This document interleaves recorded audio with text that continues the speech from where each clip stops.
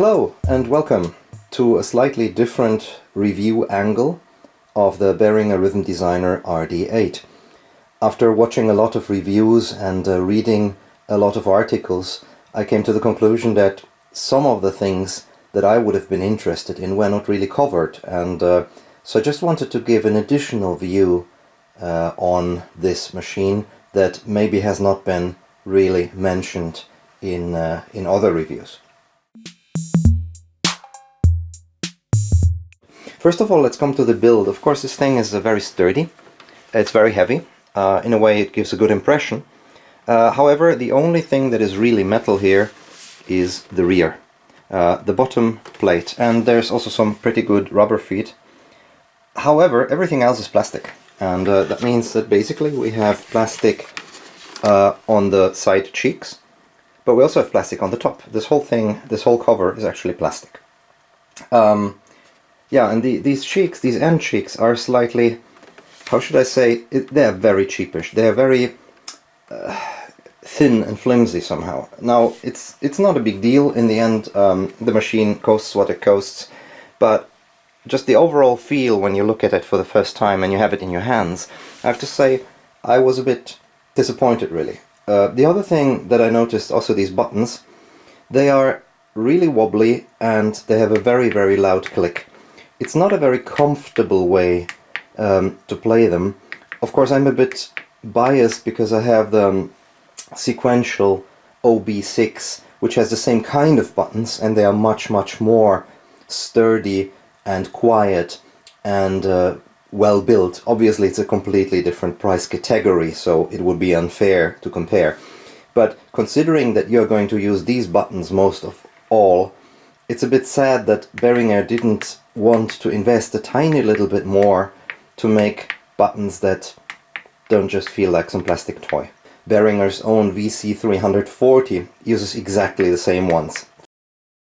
So, bottom line, comparing it to other machines like the DeepMind 12 or the VC340, both from Behringer, I can't feel but a bit disappointed that they didn't go all out, investing a tiny little bit more to get a better overall feel.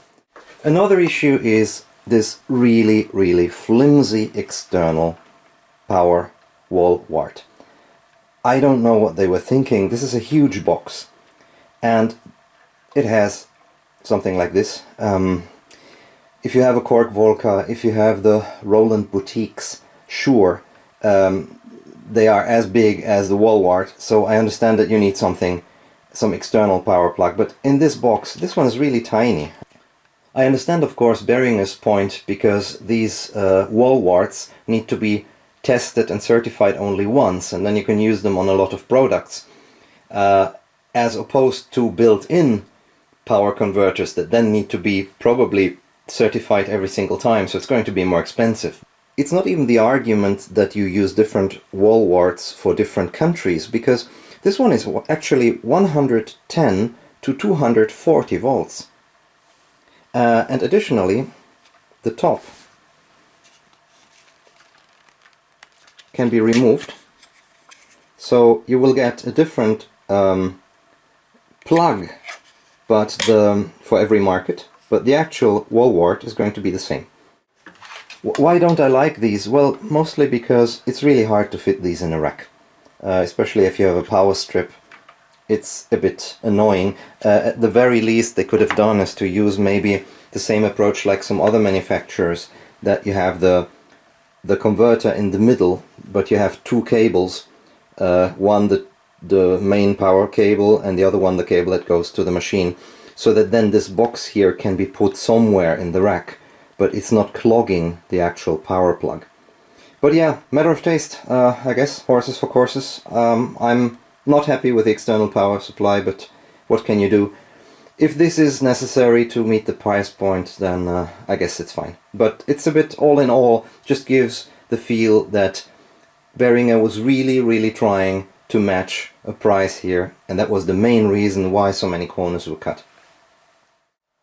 So, bottom line of the first impression, that it just feels a bit cheap. It doesn't mean that the build quality would be bad as such, and it's probably going to last very well. It's just this personal feeling between musician and instrument that it doesn't reach the same level as Behringer's other instruments that I've seen. So in a way it leaves me a bit disappointed. But in the end, if by doing that they manage to hit a price point that serves most of the musicians and more people can buy it because the price can be lower, then well, can you really blame them? So, next topic, let's address the elephant in the room, the instruction manual. Well, there is none. What we get is a kind of small magazine-like bunch of papers in different languages, and there is only a few pages for English, for example. So it's an overview page, another overview page, and then we start describing the buttons. So we have 1 page, 2 pages, 3, 4, 5. So it's 5 pages of the description of buttons. On top of that, this machine is not a single press machine. Most of these buttons work together with others. You can go into menus and then change settings, for example, on these buttons. The description in this instruction booklet is more along the lines of, if you press the solo button, it will solo. Yes, duh. Very logical. But how do you use it together with the others? How do you use the wave shaper and the FX together with the other buttons? It's not described at all, so the whole functionality is not described. Only every single button is described mainly by listing what's written on the button itself. That's not instructions. And the internet is full of these things. You find really, really nice listings of dedicated users, how to do something. But please, this is a machine that is new, it came to the market. Behringer, get your act together and provide us with decent instructions.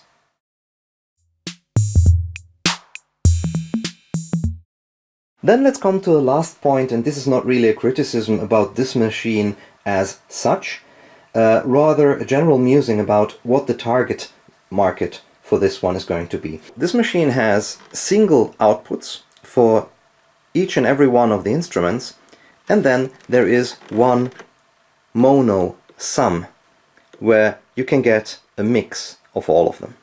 This is very much in line with what I have on my Cyclone TT78. However, I wonder whether it wouldn't have been possible to include some rudimentary penning possibilities, since we already have the volume knobs. The reason being that if you really want to use this machine to its fullest potential, you're not going to probably be using the mono output, because at the very least you want to distribute the sounds a bit in the stereo field and maybe add some effects or compression to different outputs. This means that the person who bought this machine for, let's say, €300 would actually still have to invest some €100–150 for a mixer. I don't think that is something that somebody who is on a budget really wants to do. And if you're in a studio, do you want to have 11 channels of your setup being taken up by only this drum machine? I feel it might have been beneficial to have some pre-panned output in stereo, very much like my RX5 from Yamaha, the drum machine which is actually digital, but the output section is analog. Here we have pre-panned instruments in the stereo output. So you can grab the single sounds on single outputs, but the rest you can just export on a stereo track, and they will already be panned. And that's very good for all the percussive sounds.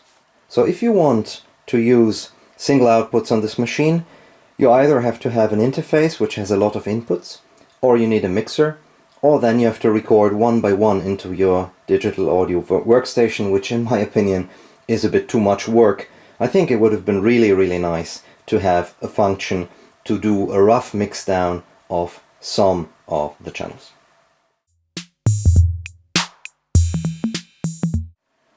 Don't get me wrong, I'm still very happy that Behringer issued this machine. It's definitely better to have it than not to have it. And despite these shortcomings, I still think it's a fantastic machine. But that said, happy music making, and see you next time.